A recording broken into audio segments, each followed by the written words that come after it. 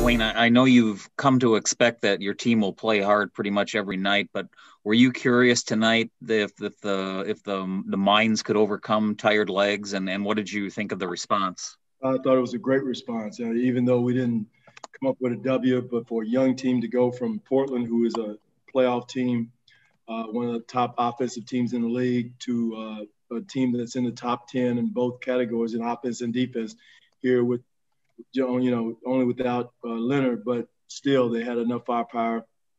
I was happy to see the response. The guys competed, bounce here, bounce there. They made some tough shots down the stretch, which great teams do. But I thought our response was good. And I like the way the guys competed, the togetherness, the pulling for each other, the ball movement. We had, 33 assists. But again, the physicality is something that great teams do. We got to get ready for that on the defensive end. We can't let, they shot 62% and 57 from the three. And, they had their way with us on the offensive end. But again, I love the response. The guys they had no quit in them, and which is very, very important. Were you, as well as you were playing offensively, when you looked up, I think that you were ahead by 12 points late in the third quarter, and they were shooting 72%. Does that make you kind of nervous, knowing that kind of game it is, that at some point you're probably going to have to make a defensive stand? No question. That's what we said every time out, Keith. That's a great point.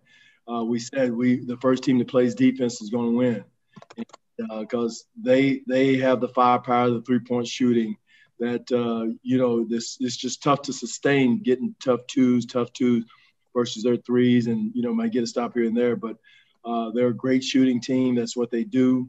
And that's why you're nervous, because we didn't get consistent stops, especially in the fourth quarter.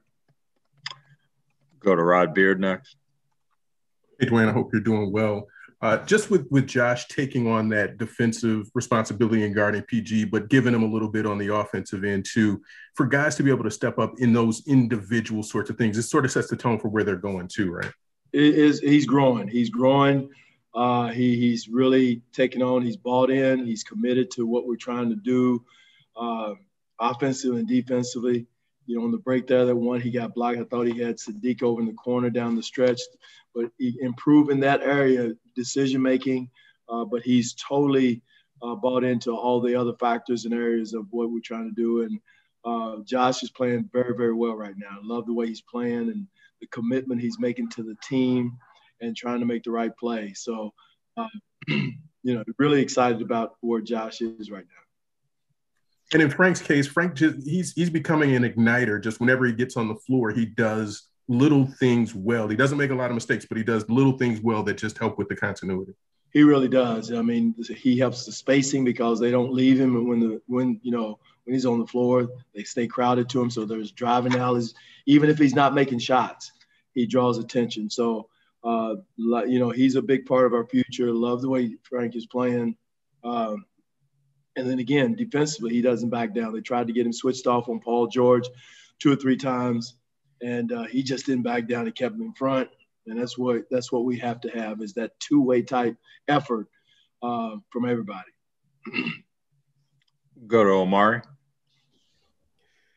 Hey, Dwane, how hard can it be sometimes to keep a team 100% engaged late in the season when you have less than 20 games left and, not as much to play for early?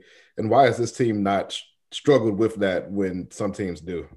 Well, again, we had our owner, Tom Gores, came into the locker room and spoke to the team afterward and, kind of gave him a pep talk to let him know that, hey, we the process of growing. He sees growth. And again, as long as players know there's a plan, there's a growth, they're seeing growth. If we're just muddling in the middle of the road and nobody's growing, we just talked about Josh, I would argue that he's grown throughout the year. We got Hamidou late, but every player, Frank, has grown. And, I wish we had a G League for him to play and to grow, but we had to do an NBA season.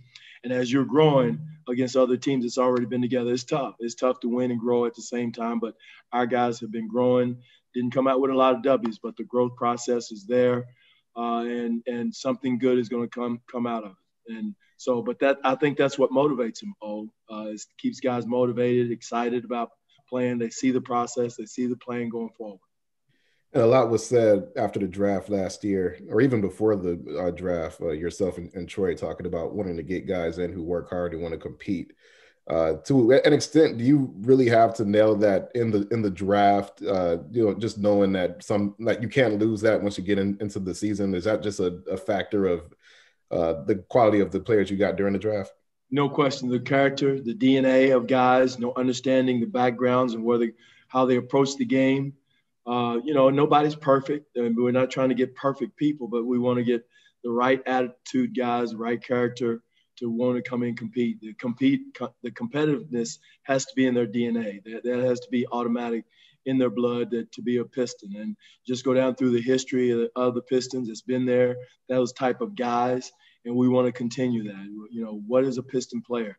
Again, with that, we got to continue that shooting. As you saw tonight, that team, they shot, 57% from the three. So to beat the top teams in this league, you've got to be able to spread the floor. Our guys internally would continue to develop and get better. But that's something we got to continue to work on and get better at, is knocking down threes. Even Rondo came in and made a daggone three. So, again, that's the next step of our team.